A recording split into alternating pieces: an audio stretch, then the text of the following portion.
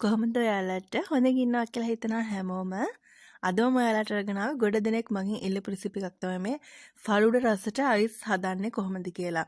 ඉතින් ice packet වශයෙන් හදා ගන්නත් පුළුවන් මේ විදිහට පොප්සිකල් හදා ගන්නත් පුළුවන්. ඔයාලට කැමති ක්‍රමයකට මේක හදා ගන්න පුළුවන්. බලමු කොහොමද හදන්නේ කියලා. ඔයා මගේ channel එක subscribe කරලා නැත්නම් subscribe කරලා එකතු වෙන්න කියලා ආදරෙන් ඉල්ලනවා.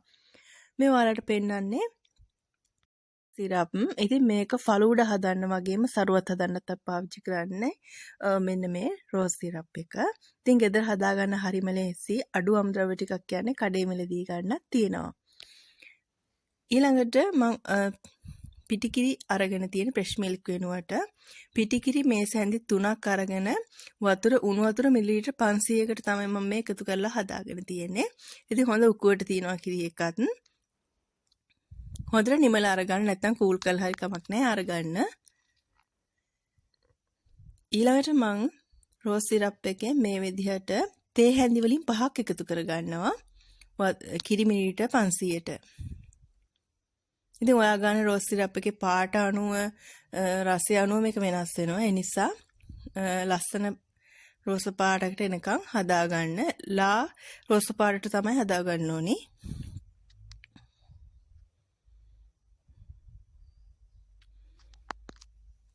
ඊට පස්සේ හොඳට මේක කලවම් කරගන්න. මේකට අපිට සීනි, ඒ කියන්නේ පැණි රස ප්‍රමාණය මදි. ඒ නිසා අපි සීනි එකතු කරගන්න ඕනේ. මම සීනි මේසෙන්දි 2ක් මුලින්ම එකතු කරගන්නවා.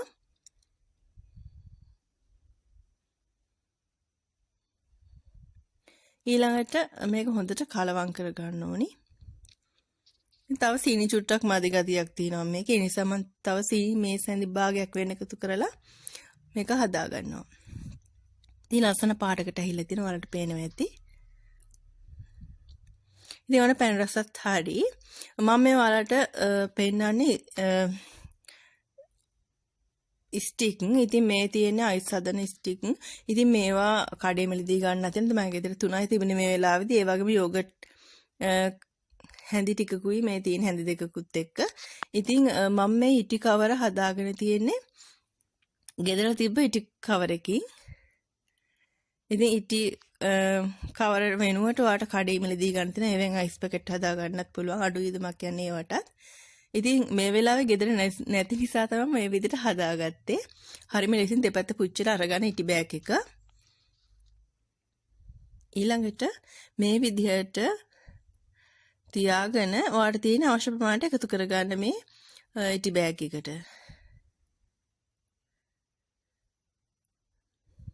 මතක තියාගන්න මේක සම්පූර්ණයෙන්ම වැහෙනකන් එකතු කරගන්නේ නැහැ. අපි ස්ටික් එක පාවිච්චි කරන නිසා ඒ නිසා මේකෙන් භාගයක් වෙන්න තමයි එකතු කරගන්න ඕනේ.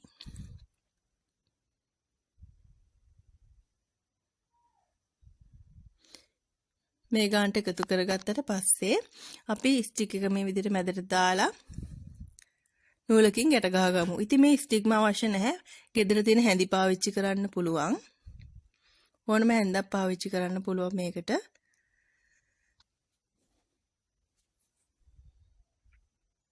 ඉතින් හැමෝටම ලේසි ක්‍රමයක් තමයි අරගෙන ආවේ. හොඳට ගැට ගහ ගන්න.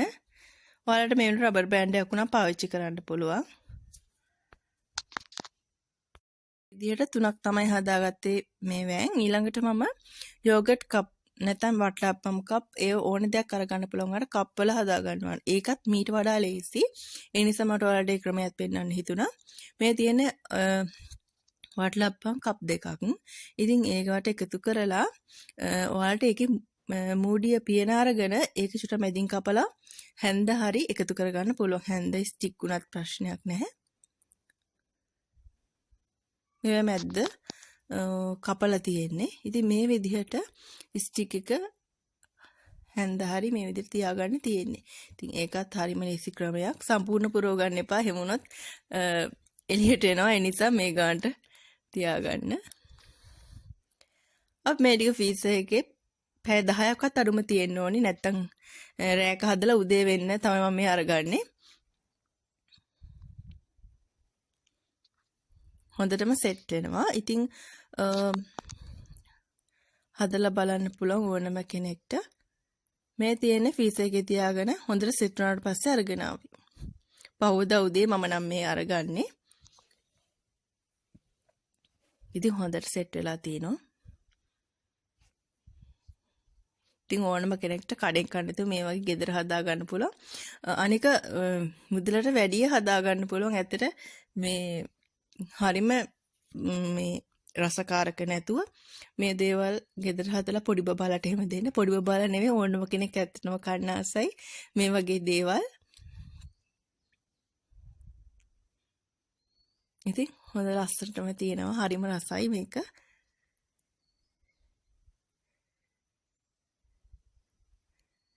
හොඳටම සෙට් වෙලා තියෙන්නේ. කඩේව විදිහටම තියෙනවා. ඉතින් ඔන්නවත් හදලා බලන්න.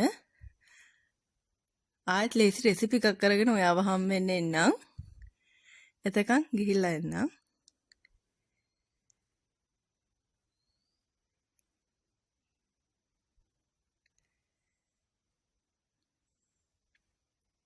හදලා බලලා කමෙන්ට් එකක් එහෙම දාන්න.